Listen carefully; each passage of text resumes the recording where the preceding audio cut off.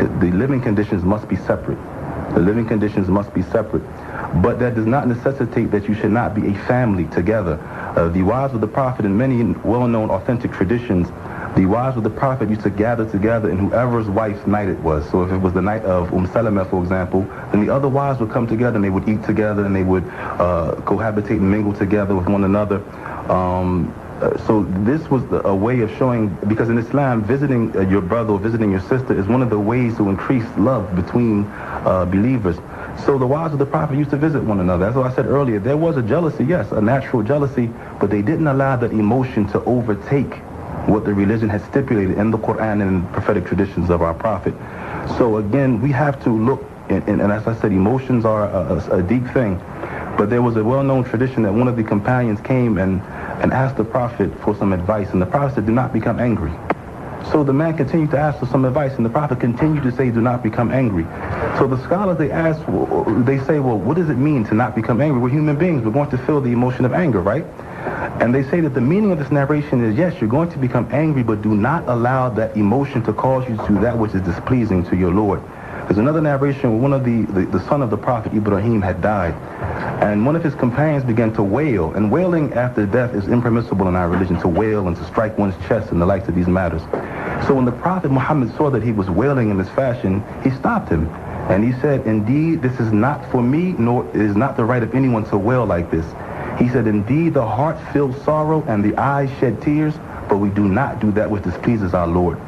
The scholars have extracted from this narration that, yes, you're going to be emotional, you're going to hurt, you're going to feel some jealousy, you're going to feel some pain, but you are not allowed to cause that pain and that emotion to cause you to do that which is displeasing to your Lord. You have to be one who strives to keep your emotions in check with that which has been legislated by our Creator. Well, we certainly appreciate that clarification. Let's go to Debbie from West Anissa, you still there? Yes, I'm still here. Okay, hold on. Don't go nowhere. Inshallah, stay with us. Good afternoon to all. Hi, Debbie. How are you today? Okay, good afternoon to all. Good afternoon, Debbie. And the gentleman there? Good afternoon. I don't know his name. I'm sorry. Maalik. And the sister name is what? Anissa. Anissa. Good afternoon, Anissa. Good afternoon. Again, excellent show for Pulse. Thank you. We're trying to do something.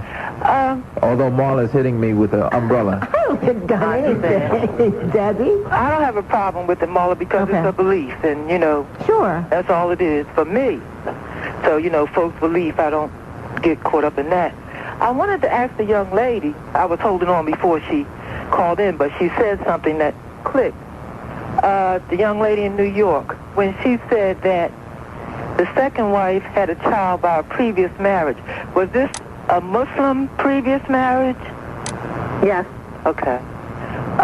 This is a question in the Muslim relationship. This is a question because I observed something the other day, and I wasn't sure of what I observed.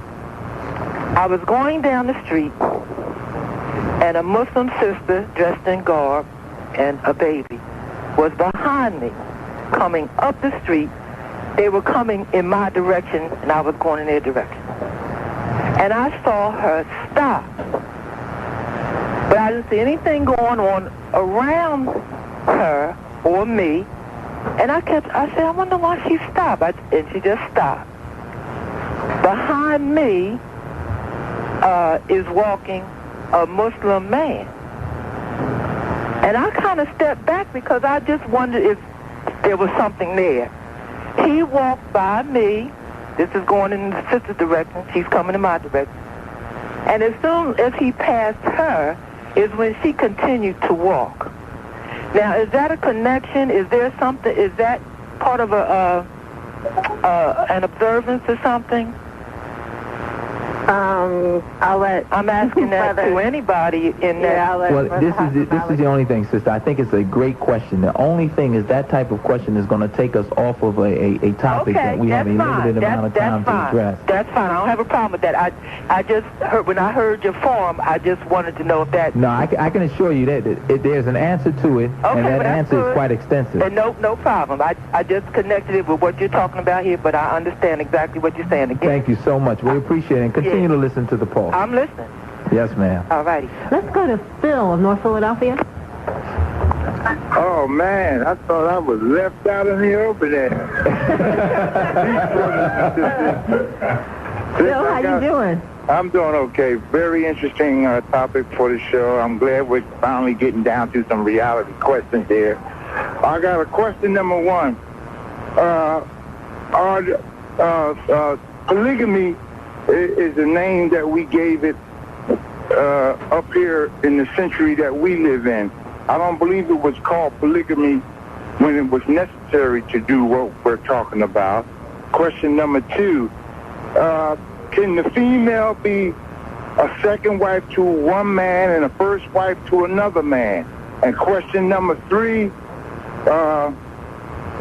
are you in with the male dominant process that Pope, that the Catholic Church put on the world when they did that thing back there in 426 A.D. I think it was the Conference of Eddington or something like that. That's when they decided to make it a male-dominant world, Benedict and all that. And I'm going to have to hang up and listen because I don't have any more minutes. We're sorry you used all your minutes, but we're trying not to use up all our minutes in answering this question. Okay, Now, you want to take that? I know what not to do next time. Go ahead and give me the answer. Okay. I got my video on. Okay.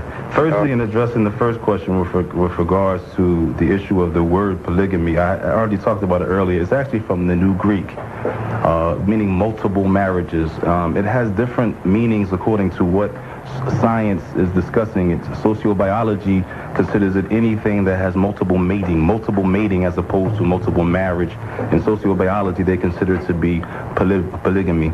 Again, polygamy is a broader term which means multiple spouses, and then what is more specific is polygyny, which is a man having multiple wives, and secondly polyandry, which is women having multiple husbands.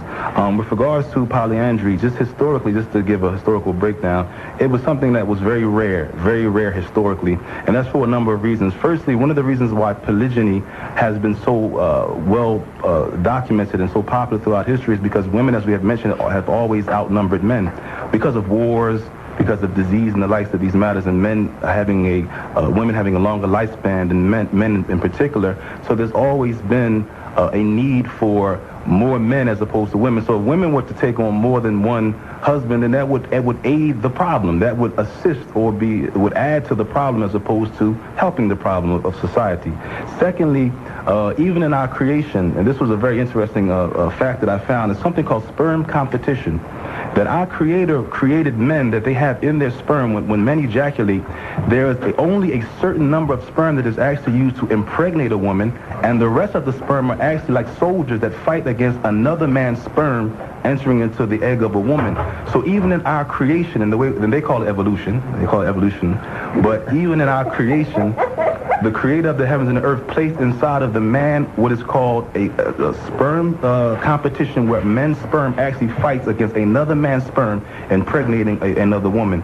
And thirdly, with regards to the issue of polyandry or women having multiple partners, this would also fall it would be a very difficult process with regards to who was the father of a child. If a woman had 4 husbands, she... Maury Povich would be real busy, huh? Yeah. And I know nowadays we have the technology to do the DNA testing, but it's very expensive. So that would, even from an economic standpoint, that would put us in some distress. And last but not least, with regards to that particular issue of polyandry, or why polyandry was not something that we found historically.